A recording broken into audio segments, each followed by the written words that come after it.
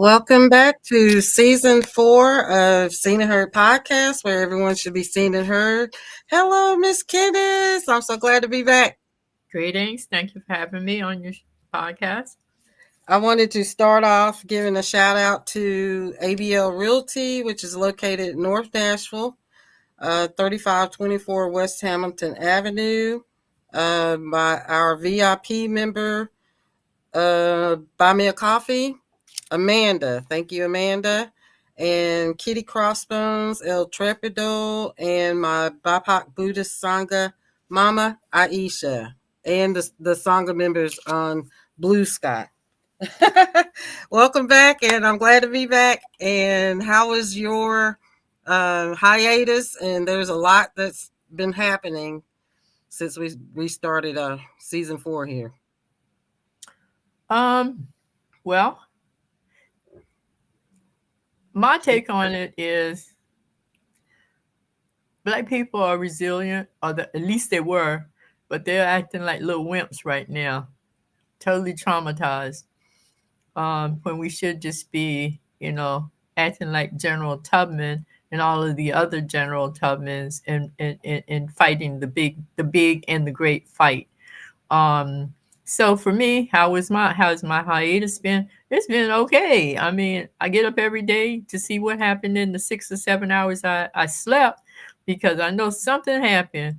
And honestly, I find it hilarious because everybody around us, all the countries around us, are feeling sorry for the United States. And they wonder what's wrong with us. Why are we not fighting back? So it's really, a little bit ugly right now to say, hey, yeah, I'm in the diaspora, but I really do hope that something turns the tide and people just get to the point where, they're just like, I'm not taking it anymore, and we're gonna all get together and fight back, not some.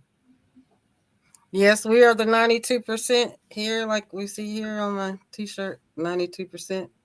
And there's a link in my bio where if anybody wants to get one of those and a coffee mug, which I think I sent one of those coffee mugs to a friend of mine in Texas.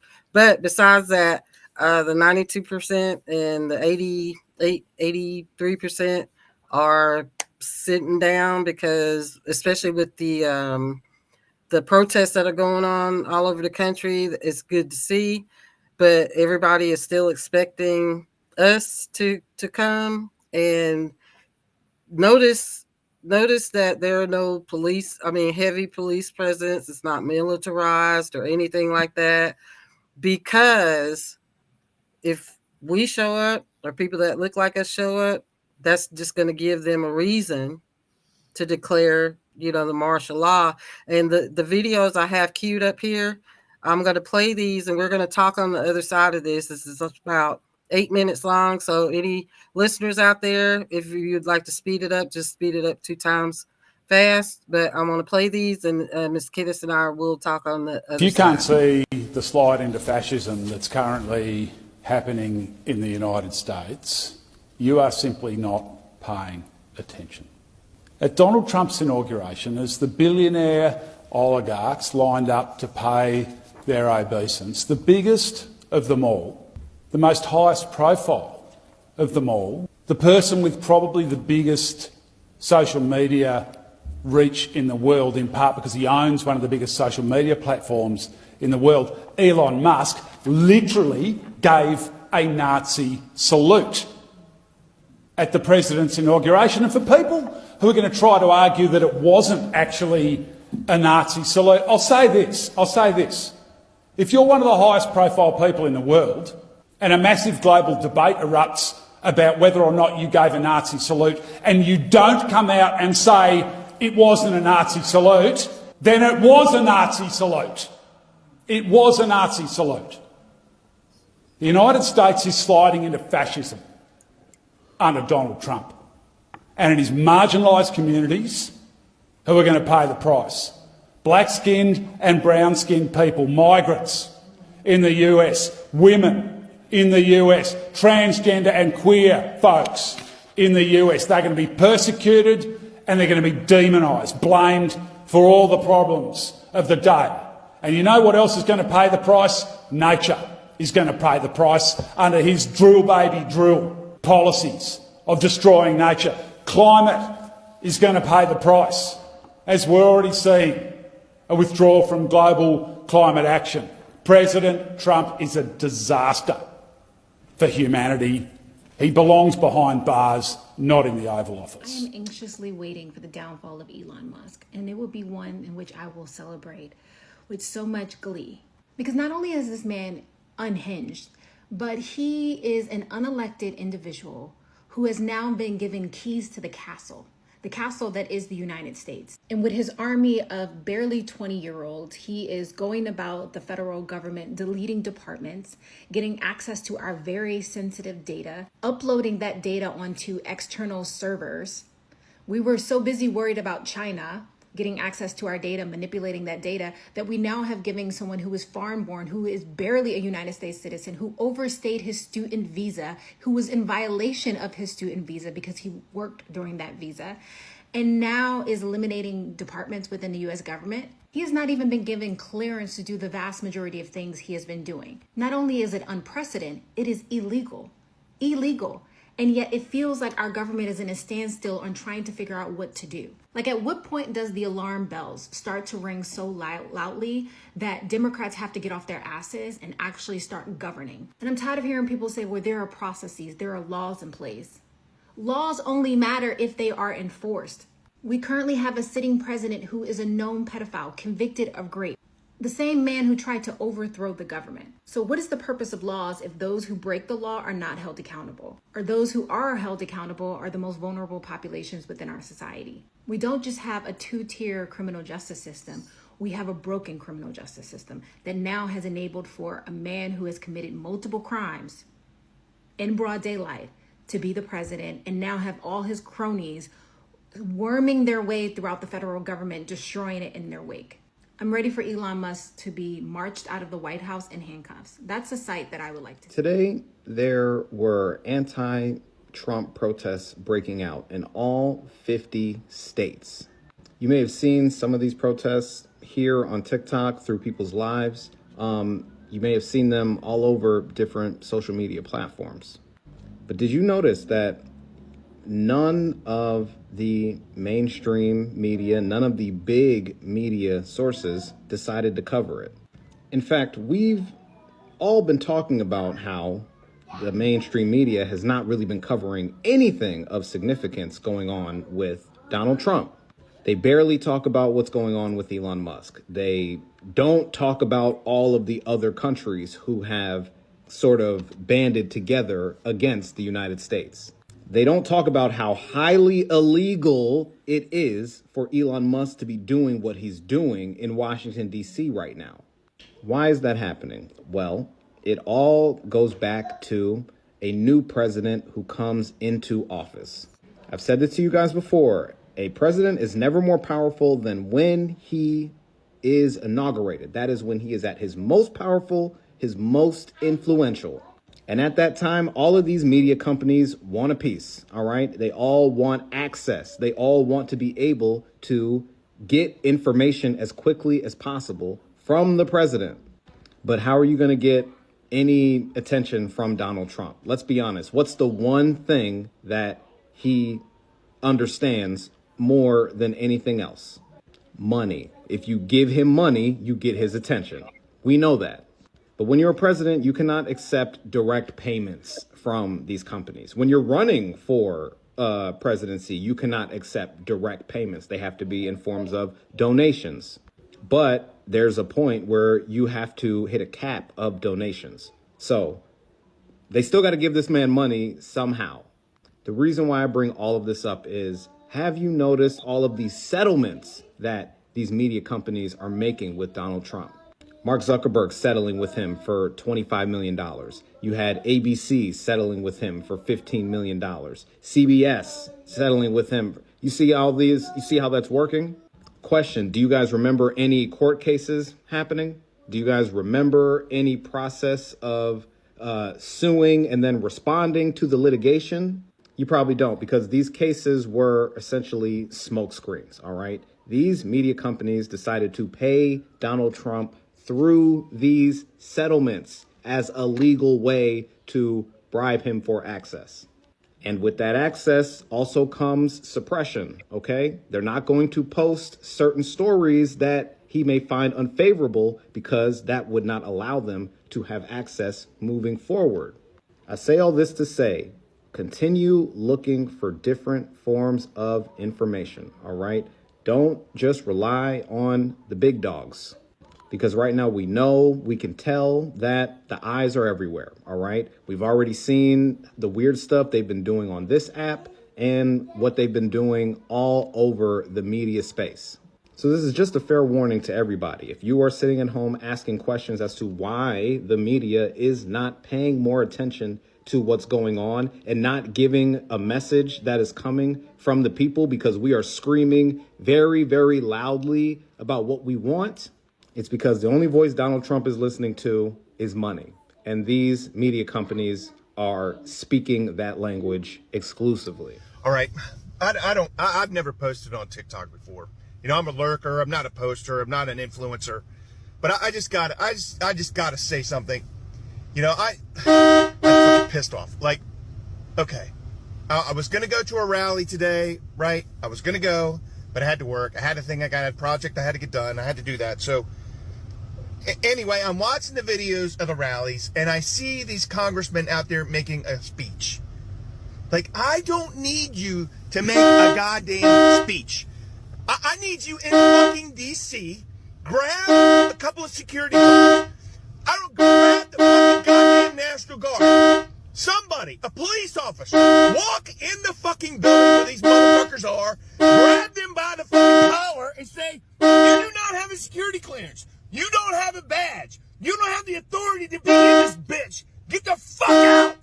I don't need a goddamn fucking speech. Get up there and fucking do something.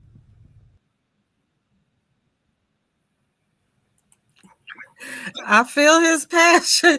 And look, this is a grown folks podcast, so occasionally, F-bombs are gonna fly. I'm gonna try to beat that out later. But so what are your thoughts about the compilation of videos we just saw, Miss Kenneth? Well, I'm gonna hop around.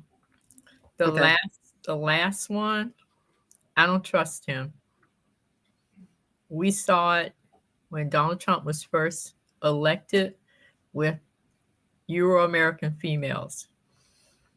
All those people who swore that they were voting blue, when final count came, 53% of every Euro-American who voted cast a vote for Donald Trump. But they complained for 4 years how horrible he was and said, not me, I didn't vote for him. 52% of all Euro-Americans this time around, again, voted for Donald Trump. If 52% of all Euro-Americans, females, voted for Donald Trump, then I know same thing, 75% of all Euro-American men voted for Donald Trump. And they voted for him because they felt that voting for Donald Trump would give them the ultimate dream. And the ultimate dream is that they will finally be able to declare that once again, not since the enslavement of our ancestors, have they been able to say that they really, really have their rightful place, and that people who look like me don't have a place. We're not even able to put our hand on the first rung of the ladder. So that last man, I don't trust him. I think he's a smokescreen, and I think he's trying to make me feel that he is on my side, that I got some Euro-American men on my side. No, I don't have no Euro-American men on my side. I don't trust him. The brother who spoke, I think we do a real good job of reiterating what has already been said. So we all know what's been said. We know, who's down in DC marching and protesting. Well, personally, I live 49.9 miles one way from DC. Not a big haul, about 2/10 of a mile, 4/10 of a mile round trip. I choose not to go down there. And the reason I choose not to go down there is, please accept what I'm going to say. I didn't create this one eyed monster. So the ones that are down there, they're down there because they cannot believe that their Lord and Savior, Donnie, actually did this to them and is continuing to do this to them. And their fear is, if he's done this in the last 2 weeks, 3 weeks, oh my God, what will he do by the end of the year? And we rely upon Medicaid, and we rely upon SNAP benefits, and we rely upon our SSI checks, and we ain't gonna get them. And then the other ones, 78% of the entire federal government workforce do not look like you and or I. Only about 17.8% look like us. So I am very upset that 17.8% of the federal government workforce going to be unemployed. That bothers me. The 78% who've been there all these years, well, karma is a bad thing. And the young lady, I'm feeling that obviously she doesn't know she stands on the shoulders of ancestors who are giants. And it is okay for her to sit in her safe space and talk about she dreams of and waits for the day when Elon Musk will be escorted out in handcuffs. Well, young lady, little sister, you need to get up, organize, mobilize, strategize, and take some action. You cannot sit in the comfort of your cozy space and dream of a day when you'll look at your TV or your device and you'll see Elon Musk in handcuffs, because that may not happen. And as far as my dude from, I think he's Australian, the first person, I can't hear you. I can't hear you. Yes, he's in the Green Party in Australia. Well, if I'm close to him, I would slap his back, shake his hand, and give him a big hug. Everything he said is what those 3 people who you previewed or showed should be saying. And the last thing I'm going to say, nobody wants to say this. This is the epitome. This is the definition of a coup. Mm-hmm. But nobody want to say it is a coup. And Donald Trump is doing what he predicted that he would do. He's going to do everything in his power to remain president for life.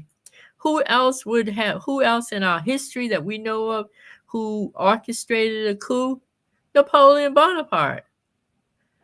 So when we talk about these things, either we know our history, we don't know our history. If we know our history, then we're just cowards. Call it what it is. What Donald Trump is doing is a coup, because there is no way you give this man, who is, by all definitions, he's a foreigner and from South Africa, you give him free reign to do whatever he wants to do. And shutting down USAID, you're not just hurting foreign countries, you're hurting people, you're hurting children, you're hurting people all around the world. And I gotta say this, I'm really sorry. This thing about converting the Gaza Strip into the Riviera of the Middle East, and he's already threatening Egypt to take half of the Palestinian refugees, get rid of them. And I'm going to have to say, I think the other half are supposed to go to Syria. I think that's where he's pushing to make them go. And we're sitting on the sideline. That's their home. So now that you have created a second humanitarian crisis, only followed by the humanitarian crisis in Sudan, all of these all these victims are people who are of color, be it brown or black. And here we sit here talking about, we're sitting here dreaming of the day when Elon Musk will be escorted out in handcuffs. We are cowards. This is a I'll call it a Muskocracy. You know, like a plutocracy or it's a Muskocracy because this it's insane. I this link I'm getting ready to show because I'm not an advocate of the New York Times or anything, but somebody gifted this article and I think I emailed it to you too, but I just wanted to show you this article, which is a gift article. It's New York Times. And it's called "There Is No Going Back." So Jamil Bowie is the columnist, opinion columnist, and it is talking about what you just said. Musk has seized hold of critical levers of power and authority within the federal government, apparently enabling him, which I'm enabling him to destroy federal agencies at will, barring congressional action or judicial pushback. Musk's team, which includes a small gaggle, I say gangsters, aides, reportedly 19 to 24. They have taken control of the Office of Personnel Management and General Services Administration. So basically, the United States HR department. He was not on the ballot. Nobody voted for him. Yet, the first casualty here that we know is the United States Agency of International Development, or USAID. Musk seems to hold a vendetta against the agency. He has called it a radical left political psyop, which, okay. Like, I'm not going to read the whole article, but I will post this link here, and it was a gift article, so I don't know if it's going to work for anybody else. I don't know how long it works or anything, but I will post this in the description box so you guys can read it for yourself. But so a Muskocracy, that's what we're in, a Muskocracy. We basically been hijacked, and we're all hostages of this nutbag that is addicted to substances. Well, I heard somewhere today that I think the same Doji 6, it was actually Doji 7, but the seventh person they asked to leave because in his social media posts, his racist comments were so inflammatory that they couldn't even support and or protect him. So they asked him to leave. But the apparently, and this is hearsay, let me say that before I say this. Apparently, they went and they took over NOAA today and said they're going to be controlling the weather. It's like I just don't get it that those people who voted for him, surprisingly, they did a survey and he still and he still has very high favorable marks. So I'm just, astounded. However, I think when the first time they go to the doctors and they realize they don't got no affordable health care, it'll come back around and they will, yeah, that's the one, over some racist posts. Yeah, they're going to rehire So him. so they're Today going. they decided they want to rehire him, and VP uh, JD Vance, he wants to rehire this person because he resigned last night. So as of Right. today, they want to rehire this person. So here's a thought. Let's just look at something else, just for grins. Um, JD Vance and Donald Trump are married to immigrants. I don't care how you look at it. Um, they're married to immigrants. So if this is how you treat marginalized people, if this is how you treat undocumented people, if this is how you treat illegals, air quote illegals, if this is how you treat people who were not fortunate enough to be able to come in this country as your spouses were able to come, then I wonder how they sleep in the bed with these people every night. Because I would be so angry, I'd have to get up in the middle of the night and take a baseball bat and beat the snot out of somebody. Yeah, You it know, just makes no that sense. I would imagine because okay, Elaine Chao, which is Mitch McConnell's a Chinese Right. immigrant wife. Uh-huh. I imagine with the money she came from, that kind of Mhm. money, I imagine she has her own house. Mhm. Let's see, the Asian wife of Zuckerberg.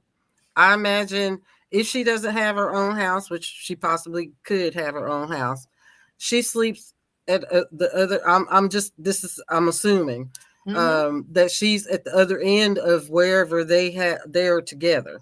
Mhm. Because from what I understand, I'd have to look it up again, but I believe in his Zuckerberg's um, prenup, it includes having his wife spend a certain amount of time or a certain amount of hours with him.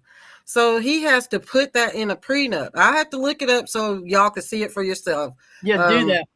I will look it up and we'll talk about it in the next one. But if when I find it, I'll post the link in the description so you guys can click and find it yourself.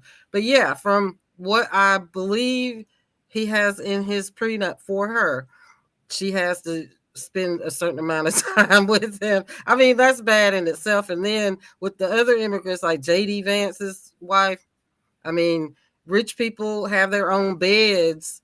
You know, I don't know what their money situation looks like, but they're pretty rich. Back in the day, people used to have separate beds. She may have a separate room. You know, sometimes they have separate rooms too. So I imagine, yeah, they got kids, but I don't know about. I know And Melania.